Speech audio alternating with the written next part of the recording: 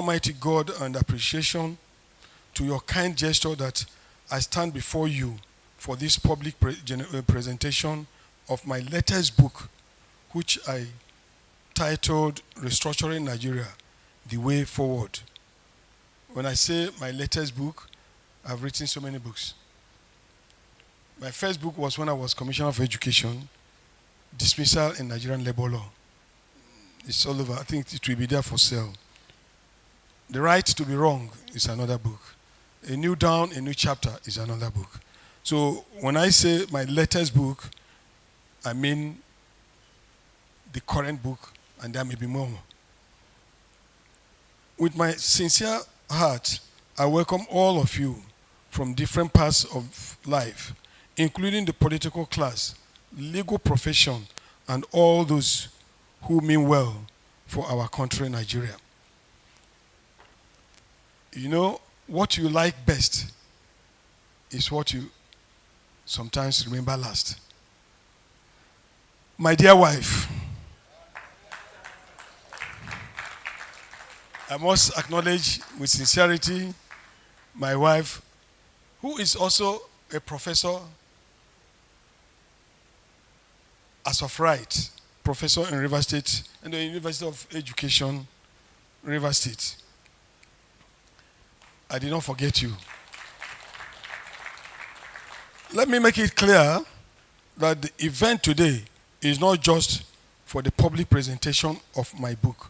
It is also for knowledge exploration, exposition, and sharing for the common interests of Nigeria. It is an opportunity of bringing all well-meaning Nigerians together for a national discourse on one important issue that has been postponed for several times. That is restructuring Nigeria. This book proposes the way forward for this needed dialogue. Let us not be sentimental about the need to restructure Nigeria. In every establishment or any system of government, whether the system is succeeding or not, there's every need to improve on the success or failure of that system. This move to improve upon the success or failure of the system is what is needed today to restructure our system of governance in Nigeria. American Constitution has been restructured several times to accommodate the general interests of Americans. In fact, history has it that it has been amended for 27 times, even when it was working well for the good of Americans. On the same stretch, the British system of governance has been restructured several times before it is what it is today. For instance, the monarchical constitution has been retained by the British system of government because it is working for them.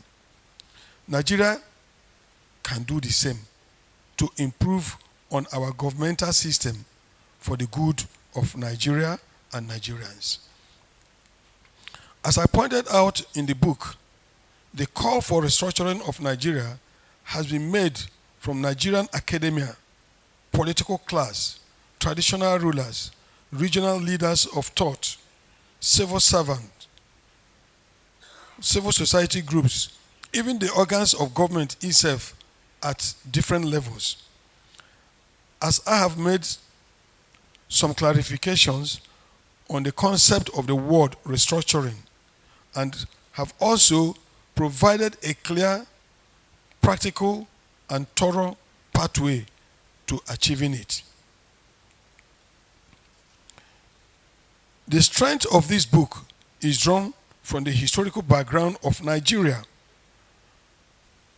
constitutional development, experience of federalism as practiced in Nigeria, our economic realities, and the expressed interest and aspiration of the diverse people of Nigeria. Please note that this book does not belong to any political party or any group interest. It is rather a personal attempt to design a blueprint for the unity, justice, equity, and the development of a new Nigeria that we all desire. This idea of a new Nigeria is an opportunity for us to rethink our structure of governance, our justice system, our economic order, while we still respect the diverse nature of our country for national cooperation. Our political affiliation, religion, and religious belief, and our ethnic interests should not constitute a barrier to the restructuring that we need. Again, let me reiterate that this book is a call for the practice of true federalism, devolution of power, and the practice of true leadership bond between Nigerian citizens and their elected leaders, as would be contained in a new constitution that I am expecting that could come out or be derived from the discussions of this book.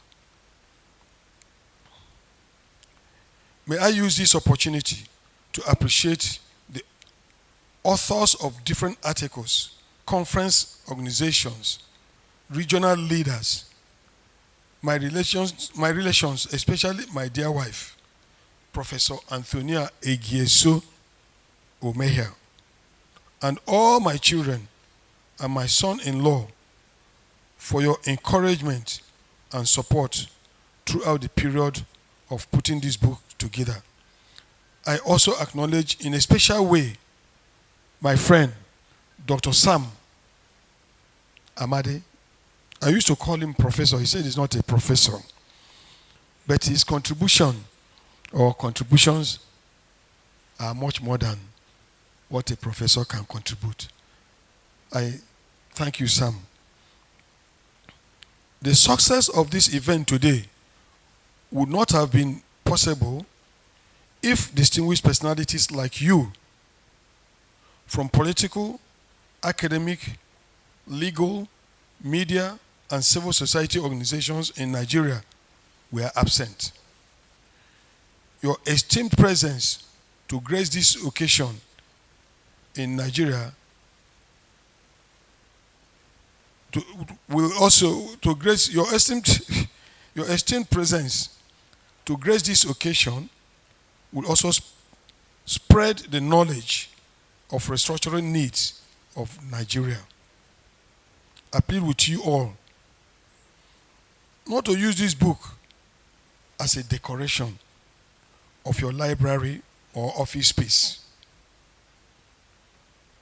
but to read it with open mind and let the book, the first of its kind, be a tool for dialogue and catalyst to the reform of restructuring that we need. Some people have told me that they have started debating on the issues I raised with the media about the book. With that debate, I have achieved a lot, because that's what I am after, to debate on the structure and the restructuring of Nigeria. Once again, thank you for honoring my invitation. God bless all of you. God bless Federal Republic of Nigeria. I don't support wholeheartedly the issue of state police, because it could be mishandled. But then the state police could only exist if we have the provincial police. If we have provincial police, who will now post the policies to different states within the province? The state governors will not have absolute power to control the policies, the policemen or police officers posted from the province to their states. But if they are made to be state police, this is a new idea. If they are made to be state police, the powers of the governor would overrun the opposition parties. They will use the police because he who pays the piper dictates the tune. If the police state is being created by the state, appointed, promoted, salary paid, then they are finished. So what we can only do is to do the police, state police, but then must be posted from the province so that a policeman from Akwa Ibom will be posted to River State. River State police could be posted to Delta, and so on and so forth. So you don't have absolute control of the police because you didn't employ the person. You're not paying the salary. It's the provincial policeman. So that's my own idea of state police. I think they should think this way. They have been thinking of state police. No, let us change the idea of state police. It's different from other. You know? Thank you very much. Despite the tight schedule earlier, I want to know how the brainchild of picking on that topic, restructuring Nigeria the way forward, came about, and how you intend to sustain such kind of good intellectual work. Good. Thank you in the first place, thank you for coming. It's really my privilege to see you gentlemen here for this book launch. The idea of putting the books together was born from the fact that many people talked about restructuring, the need to restructure Nigeria. It became a tribal thing. It became an ethnic talk that there's need to restructure Nigeria. Some people even thought of restructuring Nigeria to mean state creation. Some people thought of restructuring to mean things that are personal to them. Some thought of restructuring in different forms. And I sat down and wondered what would be the need for Nigeria and for the good of Nigeria and for the interest of everybody, not just this scattered interest. You will see that at the time we had Afenifere people talking of restructuring Nigeria. You hear Ohaneze Ndibo talking of restructuring Nigeria. You hear of all different parts of Nigeria talking about it. But many out of this desire were just selfish, personal. So I now came up with the idea and traced the history of Nigeria from the colonial period, how Nigeria was united, how it was disintegrated by different forms and functions. The unification of Nigeria, the North and South dichotomy, and the regionalization of Nigeria, and then the creation of states. All this affected Nigeria and Nigerian interests. So all these I picked and put together in the book so that we will be guided, Nigerians will be guided. And I realized also that there's a lot of sentiment by Nigerians on the whole idea of restructuring. Some believe that if we restructure, they will be marginalized. Some believe that if you restructure Nigeria, their economic interests will be affected. Some believe that already they are being marginalized because of their interests, their economic power or economic interests being taken away from them. So I put all this together and came up with this book. And that's how the book came about. Well, do you think the current National Assembly have the courage or the political will to implement some of your recommendations in this book? In the first instance, I must make it clear, the steps taken by the National Assembly for restructuring is completely wrong, absolutely wrong. The National Assembly is only a minute number of people who are affected by the current situation of Nigeria. So if they are to do restructuring, let there be a body, like during it was Babangida's period where we had Constitutional Assembly. We had also a body during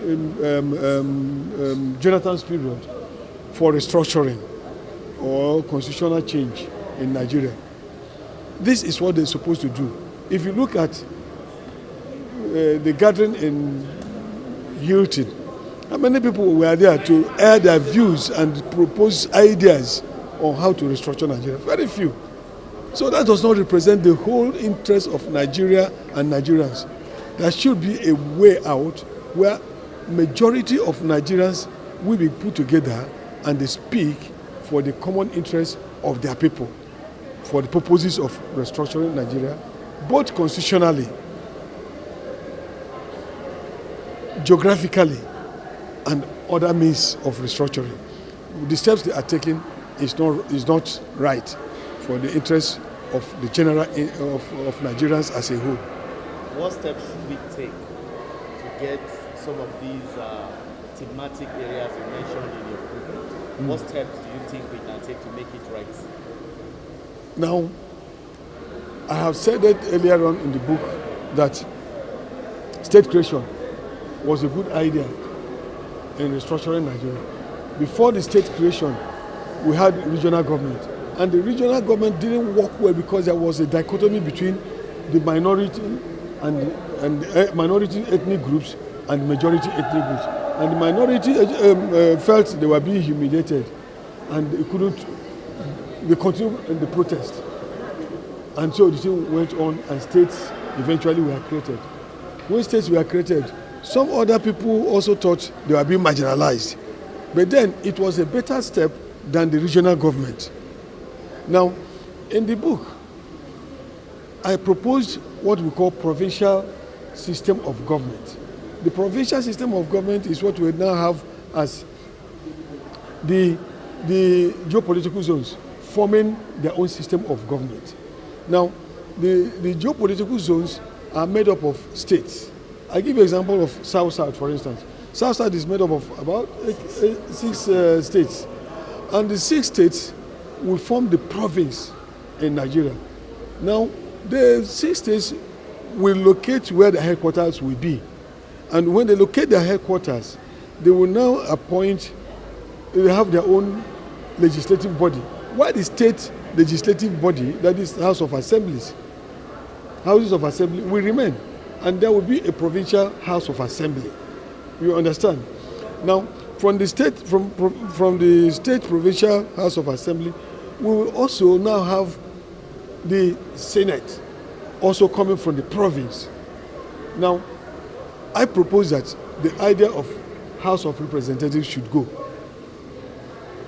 The idea of Senate remains, but then it will also reduce the number of senators because each province will now, well, not by nomination, by election, have up to 10 people from each province representing them at the Senate. So if you say 10 times 6 provinces, that is how many? 36? 10 times 6. That's 60 senators instead of 100 and something. And that goes a long way to reduce costs, bring the best brains in the administration of Nigerian legislative system. Now, the same thing goes with the judiciary. The state high courts will remain. That's my own proposal. The state high courts will remain. And with the state high court, there will be a provincial court of appeal. Still, there will be federal court of national court of appeal for the national level. Now, with the national, with the provincial court of appeal, we now have Supreme Court. So there will be no need for appeal from state to province to federal high court to all sorts of levels. We now have state to province to Supreme Court. That shortens the long run where judgment is being delayed for more than 1, 2, 3 years. In fact, Supreme Court now can keep your case for more than 5 years. You've not gotten judgment. So this reduces the number of years people will spend in getting judgment. The same thing with the executive. Now, you look at the economic power. The physical federalism we are operating is not the best for us. Every village wants to be a state because there's a ready-made money. Every person wants to fight for his local government to be a state at the national level because you think the money is there. And yet, there are few states that are generating income for the federation account. You understand? So, if we now say that each state should take 50% of what that state generates, 50% of that goes to the province. 50% of what is generated at the province goes to the federal. Now, 50% of what is generated at the federal is retained by the executive. The 50% of what is left is now distributed amongst the remaining states. It simply means that you will work hard. Each state will be made to work hard to raise their own income and sustain themselves. You understand? If states are made to work hard and sustain their own their economy, and then the province, you see that there will be little wastages, and then there will be economic development at the state level. There will be competition for survival amongst the states and the provinces. Each state will be made to work hard to survive. Each province will be made to work hard to survive, and so on and so forth. But as at now, it is just one or two states that are producing, and the rest are enjoying, and many more people are calling for creation of more states for themselves. So if you have the physical federalism changed properly, it will help in the development of the states, the development of local governments, development of the provinces, and also development of the federal government. And then the fight to be the president of Nigeria will stop. Every person wants to be president, everybody wants to be president, no problem. All because there's too much money at the center. Now, many other things. If you look at the executive power, the powers are being generated at the center. Like one of them said there, that there's too much concentration of power at the center. The devolution of power is necessary to reduce the overbearing at the national level. So, yeah, if we talk about security, yes. OFR, who is ably represented today, as my colleague has said, and I welcome all of you to these very important, from my perspective, to nation building. I call to engage with dignitaries drawn from all walks of life. Let us remember that today is not just a governance, and a man of very immense experience of the work put together by Sir Celestine Omehia, Executive Director of Abuja School of Social and Political Thoughts. His contribution by gifting to the nation a position in Rivers State and the former governor of Rivers State, albeit briefly for May to Sir Celestine edition of a seminal work, Restructuring Nigeria, The Way Forward, book that is about to be event. The launch of the book and Nigeria Electricity Regulatory Commission, Dr. The moderator of the panel session, Dr. Paddy Njoko, of His Royal Highness the Emir of Kefi. Leonard Sales, present here, book unveiler Chief Ogochukwu Taiwo Keke, the Honorable Ministers, State former Minister of Transport and Health, Professor Mrs. Antonia Omehia, to the international consumers as well, former